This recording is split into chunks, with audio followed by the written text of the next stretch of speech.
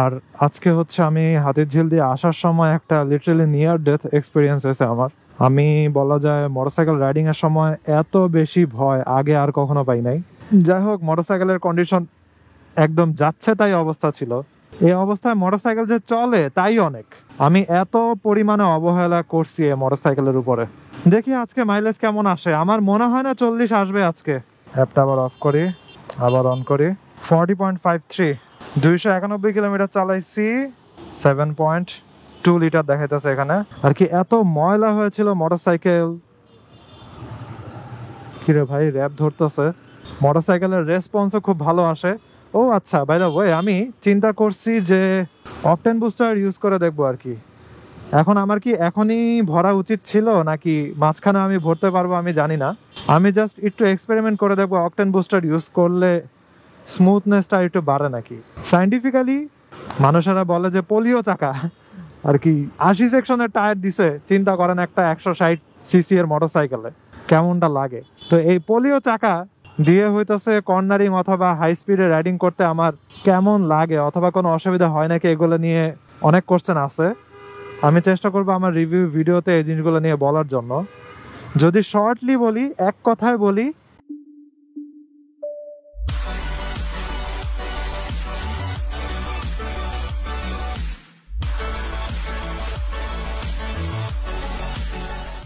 এই what is going on. এখন বাজে হচ্ছে রাত 11টা 6 আর আমি এখন হাতিরঝিলের মধুবাগের থেকে বেরোইতেছি। যাব বহুদূর, যাব হচ্ছে বিজয়সরণী ফ্লাইওভার দিয়ে একদম ট্রাস্ট ফুয়েল পাম্প পর্যন্ত।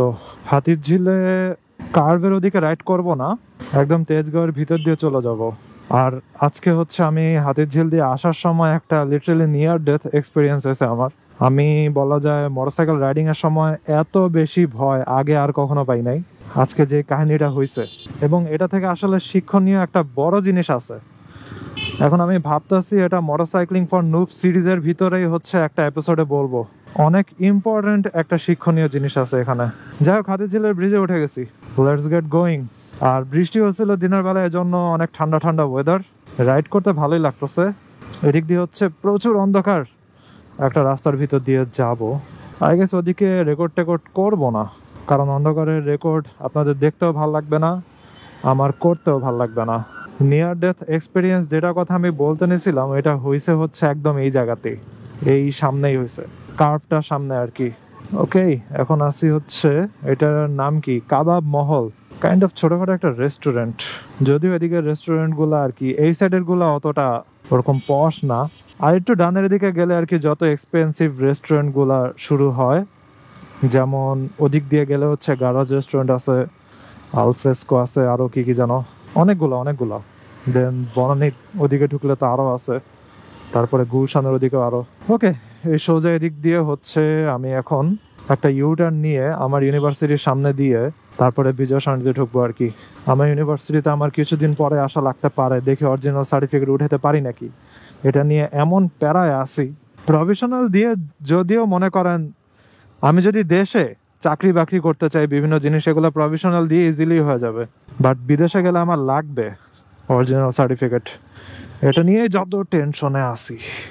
গাড়িগুলো রাতের বেলায় আপার লাইট জ্বালা রাখে, এই জন্য হচ্ছে ওই সাইডে কি আছে না আছে কিছু দেখাই যায় না গাড়িগুলো লাইটের কারণে। আর আরেকটা সমস্যা হচ্ছে আমার হেলমেটের যে ভাইজার, এটা হচ্ছে ডার্ক ভাইজার আর কি, ডার্ক টিন্টেড ভাইজার। এই কারণে দেখা যায় না কিছু রাতের বেলা অনেক সময় একটু অন্ধকার রাস্তাতে ঢুকলে। বাট আমার ওইটা অভ্যাস হয়ে গেছে। ডার্ক ভাইজার আর কি আমার মোস্ট ফেভারিট, আমার এটা দেখতে একটু কুল লাগে। অলরাইট, এখন এই জায়গায় হচ্ছে আমি ইউটার্ন নিয়ে নিব। এদিকে হচ্ছে আবার দূরপাল্লার সব ট্রাক গুলো আসছে। ডানে ইন্ডিকেটর দিয়ে রাখছি, আমারে মেরে দিস না প্লিজ। ওরা কি ডানে ঘুরবে? না, ওরা সোজা যাবে। গেলাম তো আমি আটকায়া। ওকে, যাক, ইউটার্নটা নিতে পারছি। যারা সাইকেল চালায় তাদের জন্য আরো কঠিন জিনিসটা, কারণ তাদের তো ইন্ডিকেটর নাই। অনেকে সাইকেলের সাথে বিভিন্ন লাইট লাগায়, অ্যারো টাইপের লাইট। তারপরও মনে করেন সিএনজি ট্রাক, ওদের চোখে এগুলো অত বেশি একটা পড়ে না। এই ইন্ডিকেটর জ্বালা রাখছি দেখে আমাকে হচ্ছে গাড়িগুলো একটু সাইড দিছে, নাইলে ওরা উড়া টুরা চলে যেত আর কি। ওকে, চলে আসছে হচ্ছে বিজয় সরণি ফ্লাইওভারে। এখন উপরে উঠে যাব। গোপ্রো 9টা আজকে লাগাইলাম না, দেখি তেল ভরার পরে লাগাইতেও পারি। আসলে অনেক রাত হয়ে গেছে তো, এখন অত বেশি দেরি করতে ইচ্ছা করতেছে না, তাই ধুমধাম বের হয়ে গেছি আমি। আর যেহেতু রাত 11:30 মতো বাজে, তাই আরেকটা ক্যামেরা যদি লাগানো থাকে তারপরে আমি যাইতেছি ফুয়েল পাম্পে, তো অনেক মানুষের নজরে পড়তে পারে জিনিসটা, তাই হচ্ছে ক্যামেরাটা আমি লাগাই নেই। ও আচ্ছা, বাই দ্য ওয়ে, 284 কিলোমিটার চালায় ফেলছি আমি, এখনো 3 দাগ তেল দেখাইতেছে। যদিও তেল অ্যাকচুয়ালি আই গেস আরো কম আছে, আরো আগে আমার তেল ভরা উচিত ছিল। আর একটা জিনিস হচ্ছে, মোটরসাইকেলের কন্ডিশন খুবই খারাপ ছিল, ইঞ্জিনটা এখন বন্ধ করে দিই, আবার চালু করি। এখন হচ্ছে কোনো ধরনের ফুয়েল ছাড়া 1/2 কিলোমিটারের মতো আমি নেমে যাব, ইজি। আরে পুরো অন্ধকার, একটা লাইটও জ্বলে না এখানে। লাইটগুলো কি সব চুরি করে ফেলেছে নাকি? এত বড় একটা ফ্লাইওভার, এত ইম্পর্টেন্ট একটা ফ্লাইওভার, ঢাকার এমন ইম্পর্টেন্ট একটা জায়গায়, কিন্তু কোনো লাইট নাই, কেমনটা লাগে বলেন? যাই হোক, যেটা বলতেছিলাম, মোটরসাইকেলের কন্ডিশন খুবই খারাপ অবস্থায় ছিল, আপনাদেরকে আমি দেখাইছিলাম।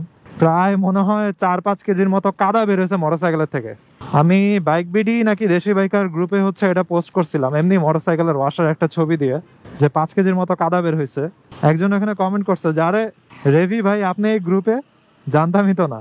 অনেকে আমার সাবস্ক্রাইবার, কিন্তু জানে না যে আমার ফেসবুক পেজ আছে, অথবা এটা জানে না যে আমি মাঝে মধ্যে ফেসবুকে অ্যাক্টিভ হই। যদিও আমি মোস্টলি হচ্ছে ইউটিউবে আপলোড করি, ফেসবুকে আমার খুবই কম অ্যাক্টিভ থাকা হয় আর কি। বাট আমার সাথে যোগাযোগের রাইট নাও অনলি উপায় হইতেছে ইমেইল করা অথবা ফেসবুক পেজে নক দেওয়া আর কি। যাই হোক, মোটরসাইকেলের কন্ডিশন একদম যাচ্ছে তাই অবস্থা ছিল। এই অবস্থায় মোটরসাইকেল যে চলে তাই অনেক। আমি এত পরিমাণে অবহেলা করছি এই মোটরসাইকেলের উপরে। দেখি আজকে মাইলেজ কেমন আসে। আমার মনে হয় না 40 আসবে আজকে, 37, 38, 39 হয়তো এই লেভেলের আসতে পারে। 40 না, মনে হয় আজকে আসবে না। দেখা যাক, দেখা যাক। আর রাইট নাও আমার একবারের জন্য ক্যামেরাটা অফ করা লাগে নাই, অথবা অটোমেটিক্যালি অফ হয়ে যায় নাই। কারণটা কি? কারণটা হইতেছে আমি গোপ্রো এর অরিজিনাল ব্যাটারি ইউজ করতেছি। অরিজিনাল ব্যাটারির ভাই সিঙ্গেল প্রবলেমও নাই। আমার আরেকটা ক্যামেরা এবং এই ক্যামেরা দুইটাতেই গোপ্রো এর অরিজিনাল ব্যাটারি এখন পর্যন্ত কোনো ইস্যু দেয় নাই।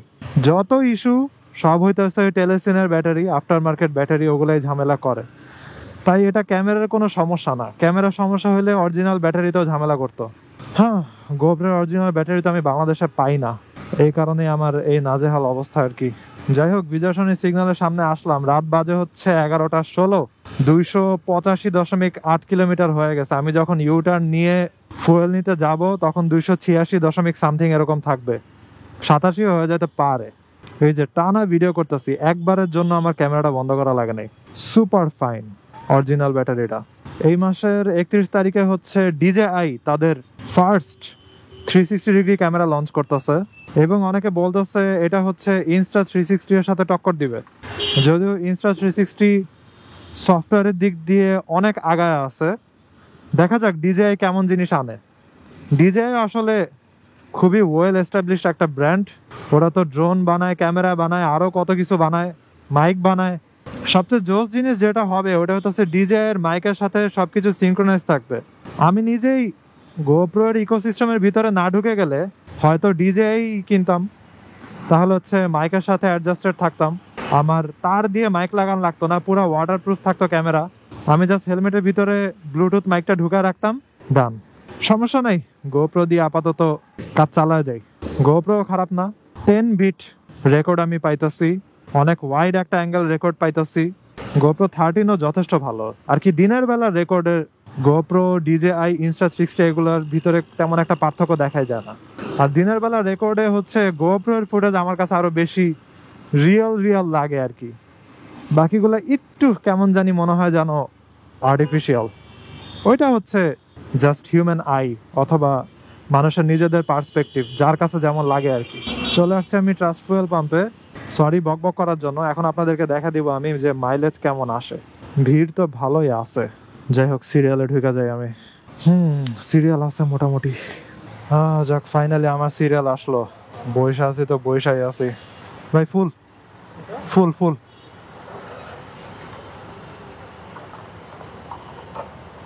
7.38, 900 টাকা। বা আমাদের 100 টাকার নোট ক্লাস ধরতে যায় পড়ে যাইস না। ওকে, আছে আছে আছে, জায়গা মতো আছে। ওকে, এবার একটু দেখি 7.38 লিটার গেছে, না ভালোই তেল গেছে রে। সো মাইলেজের অ্যাপ ওপেন করি। ওকে, প্লাস ফুয়েল, কারেন্ট ওডোমিটার কত, 11,612, 11612। ফুয়েল ভলিউম 7.38 নাকি 7.18? ও না না, 7.18 না নিচ্ছে, এই যে এখন গুণ করে দেখলাম 900 টাকা 125 টাকা 7.18। ওকে, তাহলে 7.18। ভুল হলে সরি, পরে ভিডিও যখন আবার এডিট করতে বসবো তখন দেখা যাবে যে একদম কারেক্ট আমি বলছি নাকি। ফুয়েল ইউনিট প্রাইস 125 টাকা গেস। অলরাইট, এবার দিয়ে হচ্ছে সেভ, অ্যাপটা আবার অফ করি, আবার অন করি। 40.53, 291 কিলোমিটার চালাইছি, 7.2 লিটার দেখাইতেছে এখানে আর কি, অ্যাপ্রক্সিমেটলি এরকম ভ্যালুতে। ওকে, লেটস গেট গোয়িং। ট্রিপ এটা আবার 0 করে দেই। ওকে, 0। এই রে, বিজেশনি সিগন্যালটা ছাড়ছে, আমি জাস্ট 5 সেকেন্ড দেরি করছি, 5 সেকেন্ড, সিগন্যালটা আবার আটকায় দিল। ওকে, প্যারা নাই, দাঁড়া থাকি পুলিশের পিছে। এখন ভাবছিলাম যে এবার 40-এর নিচে মাইলেজ পাবো, একদম আর কি প্লাস মাইনাস 40.সামথিং, এবং আমি আগে প্রেডিক্ট করছিলাম যে মাইলেজ কম আসবে, ওইটাই হইলো আর কি। অলরাইট, বিজেশনি সিগন্যাল ছাড়ছে। আসলে মোটরসাইকেলের এত বাজে কন্ডিশন ছিল, আমি ভাবছিলাম যে 2 বছরের মধ্যে ওয়ার্স্ট মাইলেজ এবার পাবো আর কি, এত ময়লা হয়েছিল মোটরসাইকেল। কিরে ভাই, র্যাপ ধরতেছে রাস্তার মাঝখানে হঠাৎ হঠাৎ। আমি জাস্ট ডানে ছিলাম দেখে আমারে ধরলো না, আমার বামে যেটা ছিল পিলিয়ন সহ তারা ঠিকই ধরছে। বাট দুইজনের মাথায় তো হেলমেট ছিল, আমি জানি না, হয়তো জাস্ট রেগুলার চেক আপ এগুলা। আমার লাক রিসেন্টলি ভালো যাইতেছে বুঝছেন, যদিও মুখ লাগানো উচিত না। লাস্ট 1 বছর আমারে একবারও মনে হয় মোটরসাইকেল ধরে নাই আর কি রাস্তায়, অথবা চেক আপের জন্য এরকম কিছুই জিজ্ঞেস করে নাই। যদিও আমার কাগজপত্র সব কিছু একদম ওকে, কোথাও কোনো ফল্ট নাই, অথবা কোনো কেস নাই, অথবা কোনো কিছুর মেয়াদ উত্তীর্ণ হয়ে যায় নাই, সব কিছু একদম ওকে। তারপরও মনে করেন ধরলে, চেক আপ করলে একটু কেমন জানি ভয় লাগে, বাট আমাকে এখন পর্যন্ত করে নাই। আর একদম ফুল ট্যাঙ্কি নিয়ে এখন পুরা উড়ে উড়ে যাইতেছি আর কি, ওরকম ফিল আসে। ফুল ট্যাঙ্কির কেমন যেন একটা অন্যরকম ফিল হয়। মোটরসাইকেলের রেসপন্সও খুব ভালো আসে। ও আচ্ছা, বাই দ্য ওয়ে, আমি চিন্তা করছি যে অকটেন বুস্টার ইউজ করে দেখবো আর কি। এখন আমার কি এখনই ভরা উচিত ছিল, নাকি মাঝখানে আমি ভরতে পারবো, আমি জানি না। আমি জাস্ট একটু এক্সপেরিমেন্ট করে দেখবো অকটেন বুস্টার ইউজ করলে স্মুথনেসটা একটু বাড়ে নাকি। সায়েন্টিফিক্যালি এটা প্রুভড যে অকটেন বুস্টার ইউজ করলে হালকা একটু স্মুথনেস বাড়ে, অথবা ইঞ্জিন নকিং যেটা আছে ওটা একটু কমে। আমি ওটা জাস্ট টেস্ট করে দেখবো। রিসেন্ট কিছু রিভিউতে দেখছি যে জার্মানির, এই উল্টা রিক্সা আসতেছে, জার্মানির লিকিউমলি নাকি লিকুমলি, কেমনে এটার উচ্চারণ করা আমি জানি না, ওইটার অকটেন বুস্টারটা নাকি ভালো। আমি ভাবছি ওইটার একটা কিনবো, অরিজিনাল কোথা থেকে খুঁজে, অথবা যদি অনলাইনে অর্ডার করা যায় ওইটা কিনে আমি টেস্ট করে দেখবো যে কেমন লাগে। কখনো আমি ইউজ করি নাই, এই যে 2 বছর আমি মোটরসাইকেল চালাইতেছি, অলওয়েজ হচ্ছে অ্যাভারেজ মাইলেজ 41, 42, 43 এরকম পাইতেছি, মাঝে মধ্যে 46, 47ও চলে যায়। এখন পর্যন্ত একবারও আমি অকটেন বুস্টার ইউজ করি নাই, এই প্রথম ট্রাই মারবো আর কি একটা। Let's see. আর মোটরসাইকেলের ইঞ্জিনের সাউন্ডটা হালকা একটু ফ্যাকাশে হয়ে গেছে, আমি জানি না এটা কেন, এটা ফুয়েলের উল্টাপাল্টা কোয়ালিটির জন্য নাকি ইঞ্জিন অয়েলের কারণে, আমি জানি না। আর রিসেন্ট হচ্ছে আমি প্রথমবারের মতো শেল অ্যাডভান্সের ইঞ্জিন অয়েল ইউজ করতেছি আর কি। আর শেল অ্যাডভান্সেরটা ঢুকাইছি কত কিলোমিটার হয়েছে, আই গেস 1200 কিলোমিটারের মতো হয়ে গেছে। দাঁড়ান একটু দেখেন এই ট্রিপ বিতে, এটা তো ট্রিপ এ, ট্রিপ বি, হ্যাঁ 1260 কিলোমিটার চলে শেল অ্যাডভান্সারটা। 2000, 2500 এরকম হইলে হচ্ছে আমি চেঞ্জ করবো আবার। আর 2000, 2500 হইলে আমি একটা সার্ভিসিং দিতেও যাইতে পারি। আমি আসলে ভুলেই গেছি আমি লাস্ট সার্ভিসিং কবে করছি।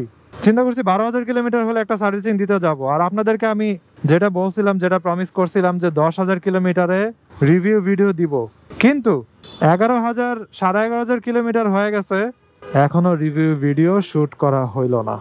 বিভিন্ন ব্যস্ততা, বিভিন্ন কারণে এখন পর্যন্ত আমি রিভিউ ভিডিও শুট করতে পারলাম না, আমার ব্যর্থতা। এবং আমি আশা করি 12,000-এ অথবা 12,000-এর আগেই আমি রিভিউ ভিডিওটা শুট করে ফেলবো। এবং অনেক ধরনের কোশ্চেন আছে অনেক মানুষের, চেষ্টা করব ভিডিওর ভিতরে অনেক কিছু অ্যান্সার করার জন্য।